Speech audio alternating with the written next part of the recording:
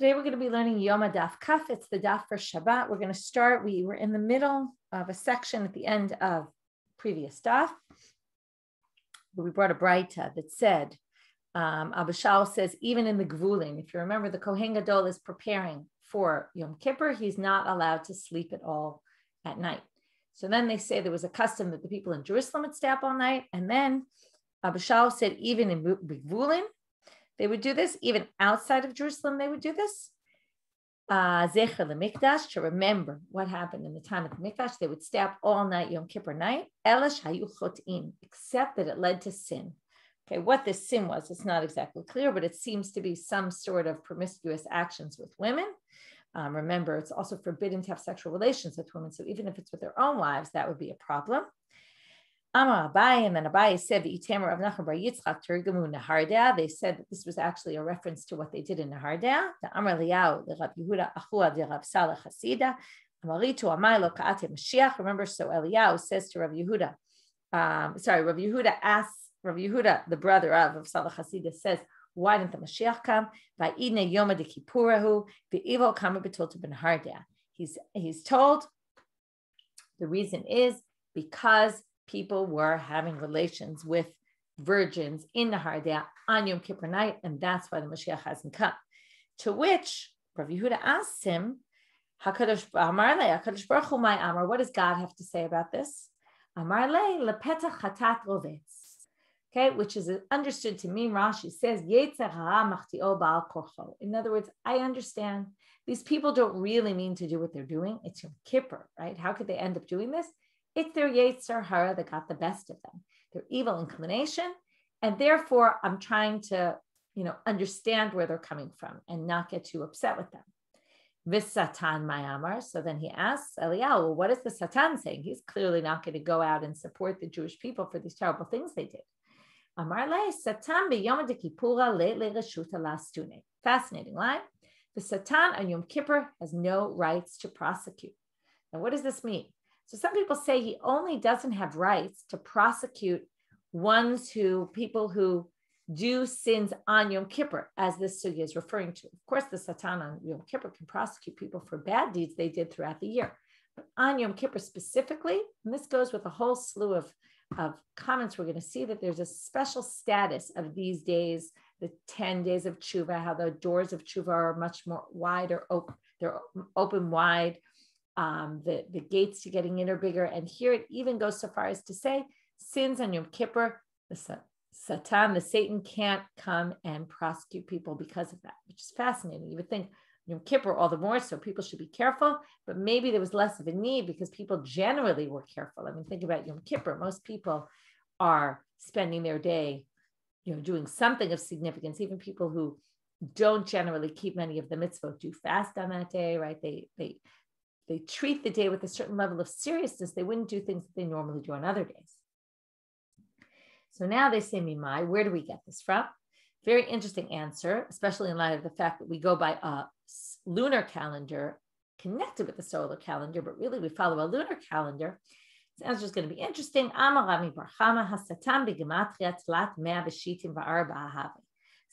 in Gematria comes out to 364. Which is one day less than the number of days in the solar calendar. He basically has rights to be out and about prosecuting 364 days a year. And which day is left? Yom Kippur, where there is no longer, he doesn't have any rights. Why they use the solar calendar, not the lunar calendar? Well, first of all, we do use it sometimes because it does factor in leap years, all that. But it seems that that's really because the gematria worked. So I assume that's why they use that number as opposed to 354. Okay, new mission. On every day, they would do what's called the Trumat HaMizbeach. Okay, to understand, again, let's go back to our altar. So we have the altar. And on the altar, we have this ma'aracha. I'll pull up the map. There's the pile of wood where they would burn the sacrifices. Now, if you go, it's not here. Yeah, here, next to the ramp, okay? If you look to the east of the eastern side of the ramp, Here's the place where they would put the ashes. The first activity they would do in the morning was called Trumat Hadeshin, where they would take ashes from the Maracha and they would move it to the place of the ashes. It was really a symbolic act. It wasn't really so much cleaning. Then they would take all the ashes that remained that needed cleaning up, and they would put it into this big black circle in the middle of the altar. It's called the tapuach, okay, like an apple, or I think it comes from there. I forget the etymology of the word. Okay, just quickly check. Yes, it does come from apple. It's like a gigantic apple full of ashes. We saw before that, and we'll see this again today, that there was talk of that on the busy day, there could be sometimes 300 core, which was a huge amount of ashes there. Okay, so now what happens? So kol yom terumim tamizbeach b'kriyat hagever. You have to understand what kriyat hagever is. If you learn shkalim, you know that we already discussed what gever is. There's a big machloket. Is it man when the caller, the crier, calls out in the morning to wake everybody up, or is it a rooster? Okay, when the roosters wake up early, so that's when they would do it. Oh, samuchlo, or maybe before. In other words, there was no exact time where this had to happen. It wasn't like a precise thing. And on Yom Kippur, they would do this earlier from midnight. If you remember from Masechet Brachot, the night is split into 3 sections, 3 ashmorot, 3 watches.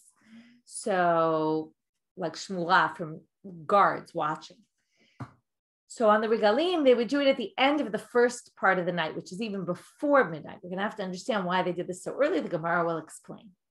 Lo hayta kriyat hagever magat ad shayta zara mele'a miYisrael. And on those days, on the holidays, when they would do the kriyat hagever, the room was already full of tons of people ready to do their sacrifices. This is one of those Mishnayot describing what would happen in the temple and how many masses of people would come on the holidays to bring their sacrifices. So the Gemara is going to start off by quoting a Mishnah. Tnan Hatam, it says there in another Mishnah. If you have limbs, I'm just checking them. Yeah, it's a Mishnah in Zvachim. I figured that. I wanted to double check. If you have parts of remember that overnight, they would leave the parts of the animal that were supposed to be burnt on the altar overnight. They were supposed to burn all night. What if they cracked and fell off? Sometimes that could happen. It could crack and then from the fire and then jump, kind of fall off the altar. If they fell off kodem chatzot, before midnight, yachzir, they would put them back on the altar and umohalim bahem. And they still have a status of sanctified items that if you use it, misuse consecrated property by accident, you will be obligated for me'ilah. After chatzot already, the main mitzvah has been done. So if they fall off, you don't have to put them back. And therefore, if you end up using them, it's not misuse of consecrated property because its mitzvah is already finished. We already learned this before. The me'ilah doesn't apply, misuse of consecrated property, if the object already, the mitzvah was done to it. So here it's already burnt. So even though it didn't burn entirely and it fell off the altar, it's fine. There's no me'ilah. Minani mile. Where do we get this from? Amar Rav, so Rav says, Katuv echad omer kol halayla v'iktil. One pasuk says all night and we burn. Now, you want to find this pasuk, you will not find this pasuk because it doesn't exist. There's no pasuk that says kol halayla v'iktil. However, let's look at the pasuk it is referring to. It says here in Vayikra, chapter 6, pasuk bet, 2nd verse, Tzav et Aaron ve'et panav lemor, command Aharon and his sons to say, Zot Torat ha'olah, this is what you do with the burnt offering. Hi ha'olah mokdal mizbech kol halayla ad haboker. This is what goes on the flame, on the fire all night. Now, if you're putting something on the fire all night, what are you doing with it? You're burning it. So the reference kol halayla v'iktir, and it should be burnt, is referring to this verse, which basically says it's supposed to be burnt all night, even though it doesn't literally say the word laktir. Then the verse says, okay, so kol halayla, all night, ad haboker, until the morning. Ve'esha mizbeach tu kabo, and the fire of the altar should be ignited on there, or will be lit on there, will be burning. And the next verse, so this is going to come up in a minute, V'lavasha kohen midobad u'mechnasei bad yobasha b'saro. We've jarred on this passage before. The kohen is going to wear his clothing made of bad, his linen clothing, and his mechnasei bad, his linen pants. He will wear al b'saro, on his flesh. Beherim, here's the important part for our purposes. Beherim et hadeshen asher tochal ha'eshet ha'olah al mizbech v'samo etz al mizbech. Here's the mitzvah of Trumat Hadeshen. After it's been on the altar all night until the morning, he takes some of the deshen, of the ashes, and he's going to put them samo etz al mizbech, next to the altar. That's that spot that I showed you on the map. So now, here we go. It says, let's go back to our case. Rav says, one verse says, kol halayla v'iktil, all night it's supposed to burn, which sounds like it's supposed to burn all night. Ukatuv echad omer, kol halayla v'herim. The next one says all night and then lift it up, meaning they're connecting it with that verse that says all night, take it, right? Then take the ashes off the altar. So haketzad, it sounds like the harama also happens at night. So now they say, right on 1 second. Right. So it's what Rashi explains here is, if you look about 4 lines from the bottom of the end of Rashi here, Alma kol halayla hu chashiv ki ikul. It sounds like all night is a time when it's burning on the altar. V'kare basar ha'ola deshen misha mashla bo ha'or v'kasher laharimo. It sounds like that once the fire has gotten onto it, it already is enough considered ashes that you can then put it in the pile. So it sounds like you don't have to wait all night. So now they say haketzad. So how can these two explanations work together? Half the night it gets burned, half the night you can do the Trumat Hadeshen, which is exactly what we just saw about Evarim Shepaku, right? That the cutoff period is midnight. That's where they get it, that also it could be used for burn. Also it burns all night, and also it can be already the ashes taken off at night. So that's where you have the two interpretations. We're going to split it at midnight. To which, okay, right now, this was just a quote from that Mishnah. According to that Mishnah, according to Torah law, the cutoff point is midnight. After midnight, you can already do Trumat Hadeshen, and before midnight, it has to be burned. To which, Mativ Rav Kahana says, wait, but then our Mishnah doesn't make any sense. Remember, it said every day we do it when, right, either the calling of the crier or the calling of the roosters. And in Yom Kippur from midnight. Now here comes the problem. If you're going to say the mitzvah of Trumat Hadeshen starts already from Chatzot, only Yom Kippur seems to fit. The holidays, you do it earlier from the end of the first third of the night, which would be before midnight. And how can you do it later on a regular day? So Rabbi Yochanan explains the following. There was something weird in that verse. It said all night until the morning. Now, once I already said kol halayla, if I say something is all night, wouldn't you assume it's until the morning? So why does it say until the morning? It's teim boker libokro shalayla. That means, okay, now we're going to see what is teim boker libokro shalayla. So since the confusing line, let's look at what Rashi says. Bokro shalayla hu alot hashachar. There has to be a morning. That's the morning of the night. What could that be? Now, if you notice in the beginning, what did we say? You could do it from the time the rooster crows or the crier calls out, and even before. In other words, we're supposed to do this sometime at nighttime, where it's like the morning of the night, right? Where there's this cross between it's kind of late at night, early in the morning. So, right, it's the same way you don't exactly know how to call 4 o'clock, let's say 4 o'clock in the morning. Is it late at night or is it early in the morning? So that's what it means, teim boker lebokol shalayla. Hilkach, right, which means give a morning to the morning of the night, right? Literally, it doesn't make so much sense. Hilkach, therefore, b'chol yom tormim et hamizbeach b'kriyat hagever o samchlo. That's why every day we do this activity of taking the ashes off and putting them in that pile, in the pile next to the altar. That we do b'kriyat hagever at that early time or before that. Bein milfanav bein lacharav sagir. That's fine. B'yom kippurim di'ika chulsha de kohen gadol avdina mechatzot. When we don't want the Kohen Gadol to get weak, he has to do all the rituals in the temple on that day, or at least most of them we saw. He can't actually, some of them he can't really do, like finishing the slaughtering, if you remember. But we don't want him to get too tired during the day, so let's split it up and have him do some stuff earlier at night. So let's have him do it at midnight. Uberegalim dinefishe. Now, so the whole idea here is we're making some part of night already considered morning. So now we're going to say on a regular day, we just go back a little bit. On Yom Kippur, we go even farther back. And on the holidays, we have to go even farther back. Why on the holidays is it different? ברגלים דנפישי ישראל ונפישי קורבנות עבדינה מהאשמורת הראשונה.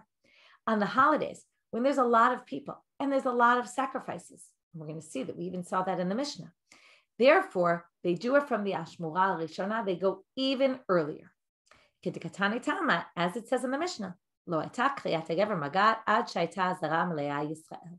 Remember, they said that by the time the crier called out, or the rooster crowed already, there were tons of people there, right? I imagine, on Black Friday, when everybody shows up at the stores super early in the morning and, they're dying to get into the store so they can get the best deal possible. Or I know there's all these situations. Someone's trying to get tickets to a concert, right? People sleep overnight or they wake up early in the morning. That was right. But lahavdil, this is for the temple. People were there at the crack of dawn, ready to do their sacrifices. Now, what's the relevance of this to Trumat HaDeshen? So there's two very interesting interpretations, which have different approaches as usual. So one is to say that Rashi, okay, let's go with Rashi, the Nefishe Korbanot. There's something very interesting about Rashi's interpretation. If you go down a few lines in Rashi, he says, Berav hadeshem bimkom hamaracha. There's a lot of ashes there. Why is there so much ashes? Because there's so many people and so many sacrifices. Now, according to this, you'd have to say Rashi is not talking about the first day of the holiday, because the first day of the holiday has the ashes from the previous day, and they haven't done that many sacrifices yet. It would have to be the day after, unless, of course, Pesach, where they all did the sacrifice the night before. But other than that, it would have to be the second day of the holiday. And then, because there's so much, now all you have to do, like I said, it's really symbolic. You take a little bit and you put it next to the Mizbeach. But not only do you have to do that, but he says, you also have to then take all the ashes from the altar, and there were tons there, and move it into this tapuach. Okay, Keditzna b'Masechet Tamid, as it says, they would put it in the tapuach, and the tapuach was this. Okay, we're not going to get into all the details here. And then it says, Upamim shu kigivol me'ot kor, as I said before, sometimes it had so much there. And that's why it's a big job. They needed to do it earlier so that everything was done before the hordes of people showed up in the morning. That's one interpretation. The other, however, says something very interesting. Now, I know in my house, I try to wash my floors before Shabbat at some point. And usually I wait till late in the day because my kitchen floor, because if I try to wash my kitchen floor in the morning, forget about it. We're cooking all, throughout the day. And there's mess, people eating, even if I've cooked everything, let's say, which doesn't usually happen, but let's say I do, still people are eating. I want it to be clean when Shabbat comes in. What's the problem? I try to do it closer to Shabbat, but then there's people all in the kitchen all the time. It's a terrible time to start cleaning. I always have to make sure nobody comes in, please, the floor's wet, don't come in here. So that's the issue here. When you're sweeping, it's very hard to sweep when you have lots of people around. You want to sweep up the mess before the hordes come. So because of that, they would make sure to sweep it at night when nothing was happening there. There wasn't any activity. They had to do it early so that all the activity was done before the people showed up. So that's an interesting difference between the two approaches. Is it preparation for the people coming, or is it because there's so many people that causes so many ashes, and that means the job is going to be more? Just like after a meal on Shabbat, there's a lot of mess, and you're going to have a lot of cleanup to do because of all the people who came. Not necessarily preparation for all the people who are coming. Make sure to do it now, right? Like sometimes people are out Friday afternoon. I say, great, I'm going to do it now while everybody's out of the house, right? So that's a different approach. Now we get to this question, my Kliyat HaGever. We saw this also when we learned about Ben Gvir. Remember, that was his name.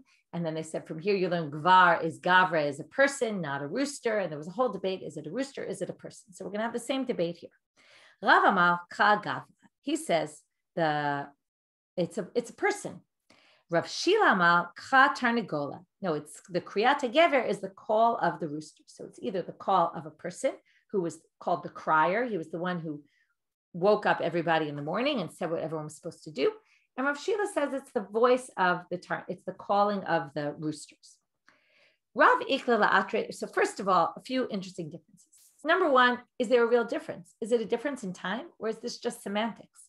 Some people say it's the same time. The crier called out the same time the roosters wake up. It's all the same time. It's just a matter of interpretation of the word. Some people say that the Meiri says that it's actually a different time. The crier calls out later than the rooster. The rooster wakes up the earliest, and it's actually a difference in time. That's one thing.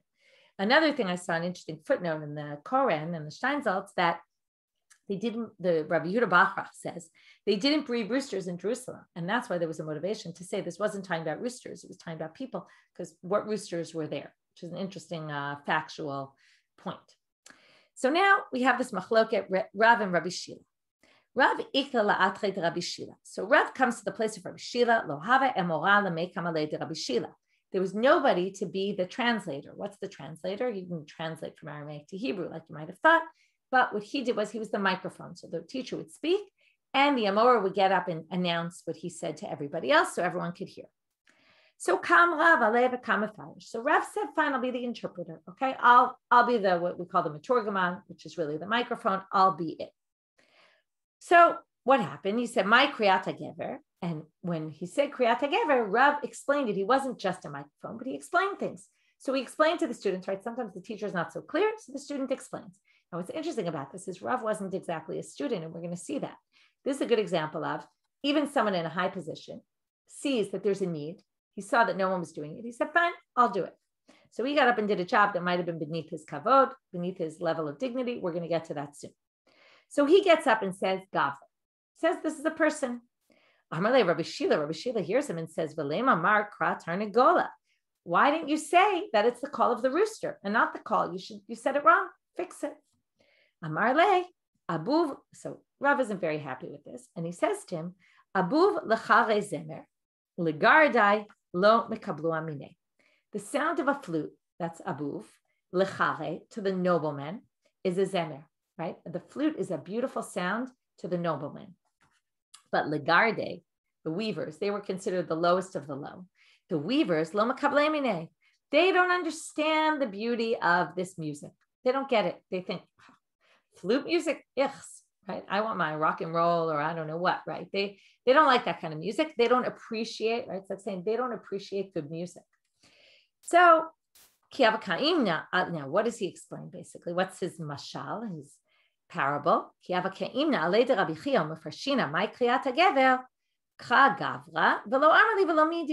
was in front of Rabbi Chia, and I explained that the call of the gever is the call of a person, and he didn't say anything to me, meaning he didn't correct me. He's like the nobleman. But you, Ata Martli, Emakrat Nagola, you, Rabbi Shila, you're not such a great gadol. I'm sorry, but you're not. And you think that it means a tarnagol, you're wrong, right? Or at least right, you don't understand, you don't appreciate what he's really saying is, right, you don't appreciate good music, you don't appreciate good parshanut, right? I know what I'm talking about. To which, now, you might have thought Rav Shila knew who Rav was, but he didn't, right? Remember, it said he went to the city of Rabbi Shila. Rabbi Shila didn't know his reputation. So Amarle, my nihu Rav. He says, wow, who are you, Rav? You must be an important person if you were in front of Rabbi Chia. Ninach mar, you shouldn't be my interpreter. You should sit down and rest and shouldn't be treating you like this. This is beneath your level of what you do. To which he answers a very interesting answer. This teaches us a lot about ourselves and when we're in certain positions and certain situations. Amrle, Amre Inashi. So Rav says to him, listen, this is what people say. Itagarle puts Amre. If you hired yourself to do something, then kom his wool. In other words, even if it's beneath you, you took the job, you do whatever it takes, right? We all know that we have jobs. Sometimes you might have a very senior job, and sometimes within a very senior job, there's things that have to get done that maybe you're a little bit beneath your level of your dignity, but you do it anyway because someone's got to do it, and it doesn't always have to be the lower people on the. It could be you do it also. If you take a job, you do whatever the job entails. He says, I took this job. I'm going to do it. Don't remove me in the middle. I accepted the job. I will do it even if it's beneath my dignity. Igeda Amre, some people say, Hachi Amrle, but what he said to him was Malim B'Kodesh V'lo Moridim, which according to Rashi means, if you look at Rashi, let's just read it inside. He says, Malim B'Kodesh V'lo Moridim, it's the first wide line in my Gemara. Ginai Hadrashau She'ered Ani V'Yakum Pachot Mimeni Legamra. If I started as your Maturgaman, and then we put someone else that's lower than me, right, not as impressive as I am, that's Moridim B'Kodesh. I already started the job. I have to finish it because it'll be embarrassing if somebody less than me takes it. This is also, sometimes you get up to speak and you get up after this amazing speaker and nobody wants to speak after them because they did such a great job. It's going to look disgraceful to you. Here, I don't think the focus is so much on the person, but the focus is on the people who are listening, right? They got used to Rav doing it. Now we're going to bring someone beneath his dignity, not appropriate. Some people actually have a more creative interpretation, which is that what he was telling him is, when it comes to the definition, are we saying it's a person or a rooster? You want to change my definition from person to rooster? That's going down a level, right? Roosters are clearly not on the level of people. And therefore, I'm not willing to change my interpretation. But, I don't want to change, and maybe he thought that Rav Shila was trying to get rid of him so that he could bring someone in who would be a yes man and say whatever he wanted him to say. And Rav wasn't willing to do that because he didn't want him to change the interpretation. So it's a very different approach in each one about whether Rav Shila really meant it, that this is beneath your dignity. And I don't want to, it's embarrassing for me that you're my interpreter. Or is it that, he was felt bad that he had chosen him to be, or is it that he really wanted just to have someone who would agree with him and not start causing problems and giving their own unique interpretations? That's a lot of food for thought about jobs and taking on jobs upon yourself, who you hire, and make sure that when you're hiring someone, you don't hire them to do something beneath their dignity. On the other hand, yes, if there's things that go along with the job, so everyone's really required to do that. Now we get to a Tanya Kavatei de Rav, Tanya Kavatei de Shmuel. We're going to bring a Breita to prove each one. Today, we're really only going to see the Breita for Rav. We'll get to Rav Shila's in the next Shiur. Tanya Kavatei de Rav, from there, we're going to quote a Breita to prove Rav, and from there, we're going to get off on a tangent, some other Breitot, and then we'll finish up for today. So here's the Breita that supports Rav. Gvini karoz mahu omer. Imdu kohanim lavodatchem uleviim leduchanchem v'Yisrael l'madechem. So Gvini, who was the crier in the temple, this is what he would say: wake up, kohanim, to do your work. Wake up, leviim, to go on the duchan. Those were those three steps where they would stand on to sing. And Yisrael, go to your ma'amadot. That was the people. At a certain point in history, they started to have representatives from people who weren't kohanim and leviim who would come to pray that the sacrifices would be accepted. And his voice was heard 3 parsaot. There was a case with Agrippas. We saw this all in Masachet Shkalim. That was on the road. And he heard the voice of the cry from 3 parsaot away, which is far. When he got home, he sent him gifts because he was so impressed with him. And even so, as great as his voice was, the Kohen Gadol had an even louder voice. Because Mar said, so-and-so said, that he would say, Ana Hashem, and you would hear his voice in Jericho. Some people say that you really couldn't have heard his voice in Jericho, and it was the voice of all the people who would answer him. Which then the pshat of this seems a little bit difficult because we're comparing the crier to the Kohen Gadol. Now in the end, we're saying, well, the crier's voice was heard far, but the sounds of the people in the temple on Yom Kippur was way louder than that. So he tells us, by the way, if you want to know distances, we were talking about 3 parsaot, and this is 10 parsaot, okay, parasangs. Now we're going to compare. Not only was it this amazing thing that Kohen Gadol could be heard much farther than the crier, but all the more so, he had a bunch of things against him that would make it more difficult for him to be heard, and yet we still heard him more.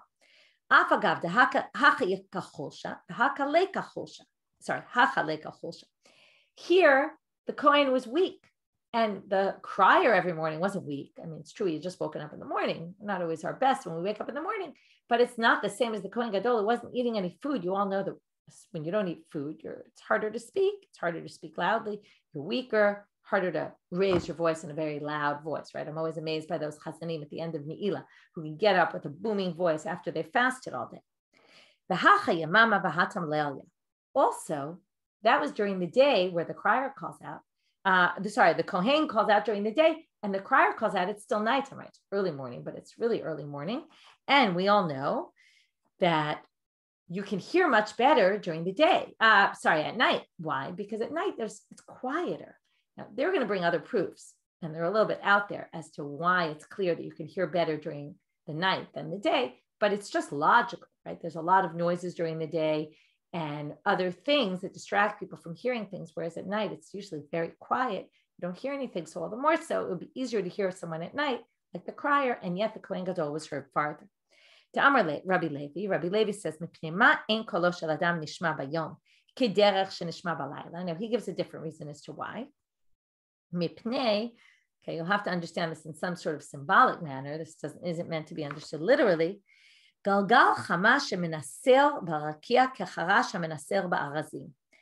sun is basically going through the rakia, the firmament, like a saw, okay? That's like a carpenter who's chopping wood, cedar branches. Okay, that's like what's happening with the sun. It's noisy during the day. You hear the noise, right? Imagine, we all know what it's like when you have someone sawing and drilling and it makes this terrible noise. That's the noise of the sun during the day. It's like a sound of it drilling through the firmament. And the little pieces, okay, that end up, right? We all know there's the dust that comes out of that, the sawdust, is called la. And this is Hainu de Kamar Nebuchadnezzar. This is a quote from Nebuchadnezzar. He said, all the people of the land are like sawdust. They're nothing. Okay, that's what we're talking about. Maybe it's this idea that the sun is so great and the people are just like sawdust, we're nothing. But maybe it's hard to understand exactly what the purpose of this is. Another braita. We're going to have two more braitot here to talk about the same idea. If it weren't for this loud noise of the sun drilling here or, sawing, what would we hear? We'd hear the great noise of the Romans, the hordes of the Romans. And if it weren't for the great noise of the Romans, the terrible things that they're doing around, we would be able to hear the noise of the sun. In other words, what's this saying? It's either we hear one or we don't hear one. This is saying we can't really hear either because each one is kind of drowning out the sound of the other. I think what's going on here is the Romans were the representatives of paganism, and the sun in this image is, right, this idea of God and nature. And I think what they're trying to say is these are the two forces that are fighting in the world, paganism and monotheism. And they're each trying to make the other not be heard. And that's what it seems to be discussing. Next braita, Tanu Rabbanan, Shalosh kolot hochim misof haolam ba'ad sofo. There's three sounds that are heard from one side of the world to the other. Ve'eluhein, these are what they are. Kol galgal hachama, the sun going through the firmament. Ve'kol hamonah shel Romi, the Roman, hustle bustle that we hear, the noise. Ve'kol neshama b'sha'a she'yotza min haguf. The other loud noise in the world is the sound of the soul departing from a person. Okay, when somebody dies. Ve'yesh omrim af leida, and some people say even birth. Ve'yesh omrim, I'm going to go a little bit into the next daf, af ridya. Okay, even the one, they say the angel who's in charge of irrigating the earth, there's also cries there. And that I assume is again, because the cries, right, the labor pains of birth, we understand. I didn't go into that because I think that's very clear, especially most of you are women, even to the men. I think the sound of the cries of labor pains are quite clear. And Ridya is the malach who's in charge of irrigating the world. Now, we always know that's what people need, the rain. It's the most important basic need for agriculture, for food, etc. So the calls for that are very strong. So we have these other voices these sounds that are very critical. Ubal, and here's a very interesting line I'll leave you to ponder. Ubai Rabbanan rachame anishama b'sha'a she'yotza min haguf ubatlua. The rabbis pleaded for mercy that we shouldn't have this terrible sound when people leave the earth, leave this world when they die, And that sound, it was this horrible sound, was canceled and it no longer exists. Okay, what that is, I don't know exactly. Anyway, it's an interesting thing to think about. What is going on here with these sources? What are they bringing them here? But again, I just want to remind you how we got to all this, because we were saying we wanted to bring a support for Rav, that it was a person. And here we see it started out, okay, if you go back to the first Braita that we quoted, say, Gvini karoz mahu omer. This is what he said, and it was a person. He called out, now is the time, right? Get up and do your work on him. And he was calling them to do the Truman Hadeshen. So it must be, there's this connection between the time, between the Gever, Kriyat HaGever, and when they would do the act of the Truman Hadeshen. Okay, with that, we got into this idea of the powers of the world, God versus paganism. And then we got into the cycle of life, birth, death, right? And then we got into this and the middle of life, which is sustenance. So it kind of like frames a person's life, being born, dying, and working. So, and which is interesting because we were talking about working and jobs and all that earlier in the daf. Maybe it a little bit connects to that. Okay, have a Shabbat Shalom or Shavua Tov, and we will pick up on Sunday.